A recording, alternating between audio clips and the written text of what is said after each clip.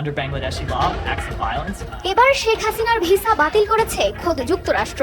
এমনই সংবাদ দিয়েছে ভারতীয় সংবাদ মাধ্যম নিউজ 18। এর আগে যুক্তরাজ্যে রাজনৈতিক আশ্রয় নেওয়ার ইচ্ছা থাকলেও তাকে আশ্রয় দিতে ইচ্ছুক নয় বলে জানায় দেশটি। ব্রিটেনের ইমিগ্রেশন সূত্রে এমন সংবাদ প্রকাশ করে এনডিটিভি। প্রতিবেদনে বলা হয়, ব্রিটেনের ইমিগ্রেশনের নীতির কারণে এখনই যুক্তরাজ্যে রাজনৈতিক আশ্রয় চাইতে যেতে পারছেন না শেখ হাসিনা। কাউকে রাজনৈতিক আশ্রয় বা অস্থায়ী আশ্রয় নেওয়ার জন্য যুক্তরাজ্যে ভ্রমণের অনুমতি দেওয়ার বিধান নেই। এতে করে পৃথিবীর শক্তিধর দুই রাষ্ট্রই শেখ হাসিনাকে গ্রহণে অস্বীকৃতির বিষয়টি নিশ্চিত হলো।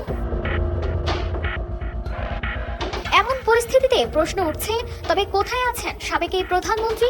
কারণ ভারতও তাকে রাজনৈতিক আশ্রয় দিতে অস্বীকৃতি জানিয়েছে বলে এর মধ্যে দেশটির একাধিক সংবাদ মাধ্যমে খবর বেরিয়েছে। তবে মঙ্গলবার ভারতের পররাষ্ট্রমন্ত্রী এস জয়শঙ্কর কেন্দ্রীয় সরকারের আয়োজিত সর্বদলীয় বৈঠকে উপস্থিত পার্লামেন্টের সদস্যদের জানান, বাংলাদেশের সাবেক প্রধানমন্ত্রী ভারতে এসে পৌঁছেছেন এবং ভারত তাকে সম্ভাব্য সব ধরনের সহায়তা করার বিষয়ে আশ্বস্ত করেছে।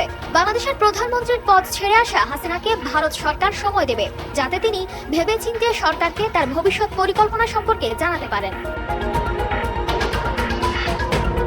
এদিকে শেখ হাসিনা দেশ ত্যাগ করার সময় তার সঙ্গে ছিলেন ছোট বোন শেখ রেহানাও।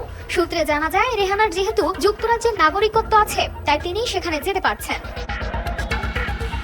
এর আগে ছাত্র জনতার তোপের মুখে সোমবার দেশ ছেড়ে ভারতে পালিয়ে যান আওয়ামী লীগের সভানেত্রী শেখ হাসিনা। সেখানে প্রথমে দেশটির জাতীয় নিরাপত্তা পরামর্শক অজিত দোভাল ও সামরিক উচ্চপদস্থ কর্মকর্তাদের সঙ্গে বৈঠক করেন। বৈঠকে অল্প সময়ের জন্য জরুরি ভিত্তিতে ভারতে আশ্রয় চান তিনি। সে প্রেক্ষিতে তাকে সর্বোচ্চ নিরাপত্তা দেওয়া হবে বলে আশ্বস্ত করা হয়। তবে শেখ হাসিনার ইচ্ছা ছিল যুক্তরাজ্যে রাজনৈতিক আশ্রয় নেওয়া।